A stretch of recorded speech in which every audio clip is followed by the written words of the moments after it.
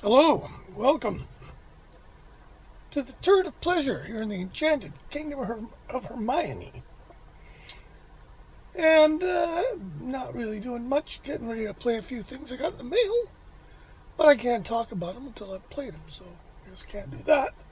But it just I became aware that tomorrow is Record Store Day.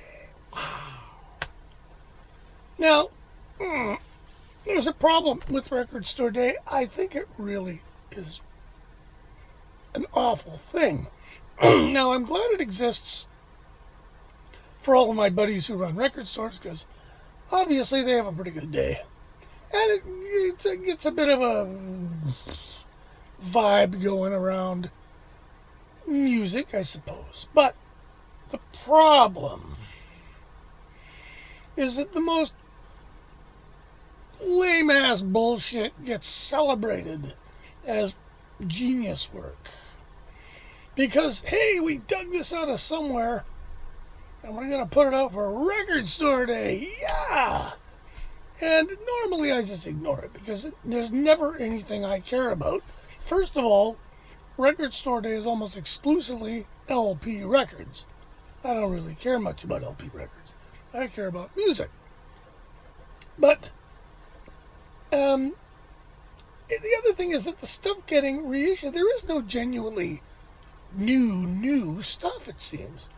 And the only reason I'm even mentioning Record Store Day in this video is because I came across three that kind of made me chuckle. The first one was a Bowie that's coming out live, and it's sort of a prelude to one of his, I think, Virgin records, that when it came up, I didn't remember the record.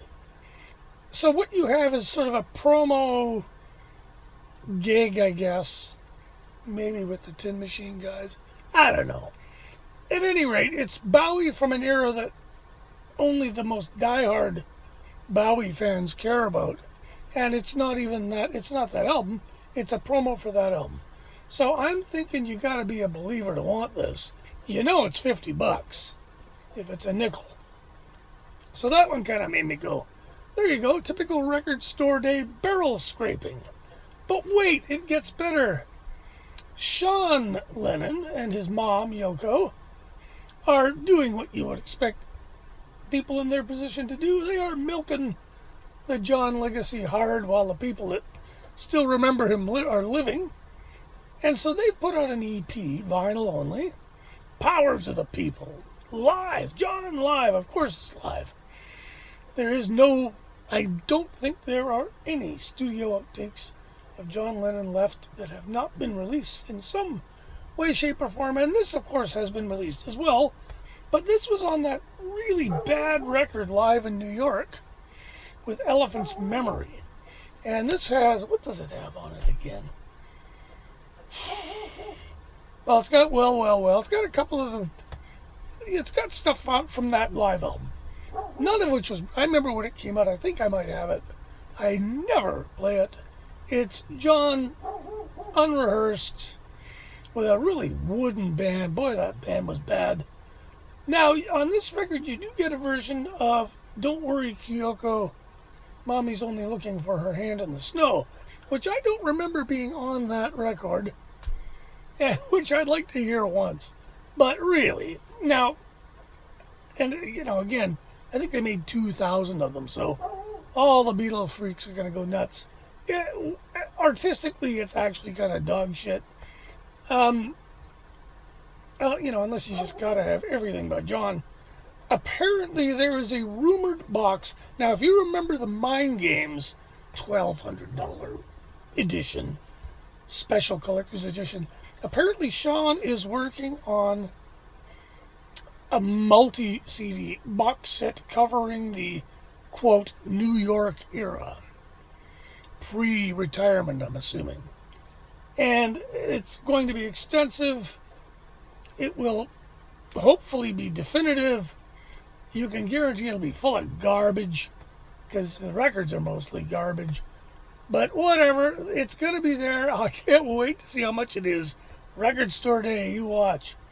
But the one that really made me laugh, the one that triggered this video, was I noticed that, and how it's, I didn't think about it until I noticed, so I suppose I owe it to them, at least for this, but they've put out a 50th anniversary special Record Store Day edition on metallic silver vinyl, of course, of Lou Reed's Metal Machine Music. Now, I don't know how many of these they've made, but I sure hope they didn't make a lot of them, because they'll probably, I mean, my question is, I wonder how many people are going to buy this who've never owned a copy of it before. Like, it's got to be whoever buys its second or third or fourth. I mean, I'm on my fourth copy, but I, unlike these poor people, this is their ticket to hipster cachet. I got the 50th anniversary. Ha! I got you chuckleheads beat. I have an original quadraphonic copy, and I can't. I'm gonna play it. I've got a box to play it, so I'm gonna set it up and play it. Apparently, the Record Store Day, of course, is tomorrow. This record didn't come out until July of '75.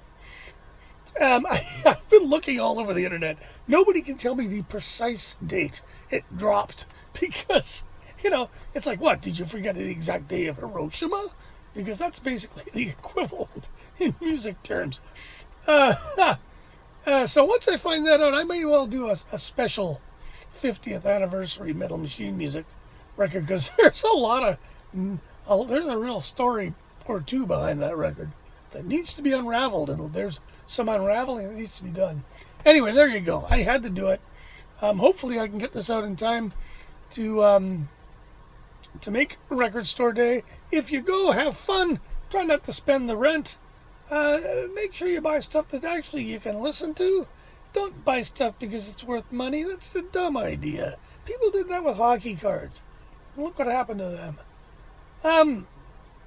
Anyways, thanks for watching. Don't forget to subscribe, and we'll hit the notification bell and all that.